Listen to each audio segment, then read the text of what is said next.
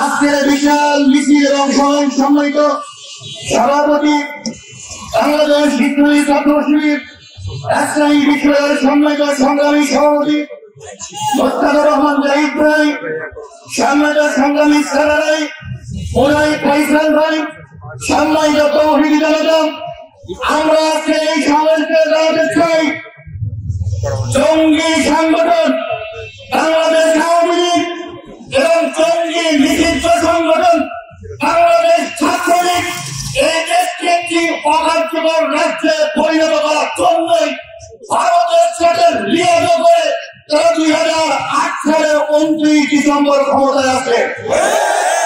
এই দেশকে একটি অকার্যকর রাষ্ট্র করার জন্য, ভারতের কারাগার রাষ্ট্র করার জন্য, একটি হিন্দুয়ানি রাষ্ট্র করার জন্যই তারা সর্বপ্রথম বাংলাদেশের ছাত্র শিবিরকে টার্গেট করে।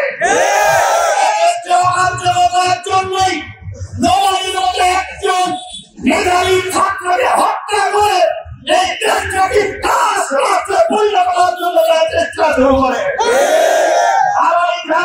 একবার নয়, ছাত্র হয়েছে, হত্যা করা হয়েছে। সেনাবাহিনী ভারত 2009 সালে 11ই মার্চ রাজশাহী বিশ্ববিদ্যালয়ে কেন্দ্রীয় প্রশ্নকালের সময় ইসলামী ছাত্র শিবির দেশ শহীদ দিবস উপলক্ষে র্যালি এবং আলোচনা সভার আয়োজন করেছিল। সেই র্যালিতে বিনা উস্কানিতে জঙ্গি ছাত্রলীগ আক্রমণ চালিয়েছিল। আপনারা জানেন তারপরে তৎকালীন প্রেসিডেন্ট খুনি আব্দুল সালাম, তৎকালীন সরকার খুনি চৌধুরী মোহাম্মদ জাকারিয়া এবং তৎকালীন ছাত্র নেতা খুনি গোলাম সাব্বির ছাত্রের কাছে অত্যন্ত ঠান্ডা মাথায় বারবার পুলিশের সঙ্গে মিটিং করে এরপর থেকে তাদের ছাত্র শিবিরকে নিশ্চিহ্ন করার যে পায়তারা এবং ষড়যন্ত্র করেছিল ভাইকে হত্যা করার পর কি হয়েছিল? আমরা কি তোকে গিয়েছি?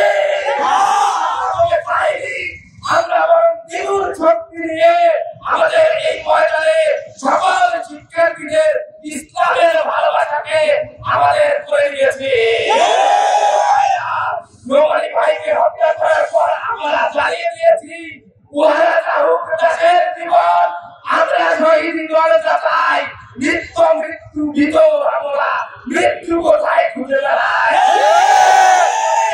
আমাদেরকে নিচ্ছিন্ন করতে চেয়েছিল সেই ছাত্রলীগ আজকে নিচ্ছিন্ন হয়ে গেছে। আমাদের রাজশাহী বিশ্ববিদ্যালয়ে ইসলামের প্রতি ভালোবাসাকে কেউ কোনোদিন কমাতে পারবে না, এটা প্রমাণিত হয়ে গেছে।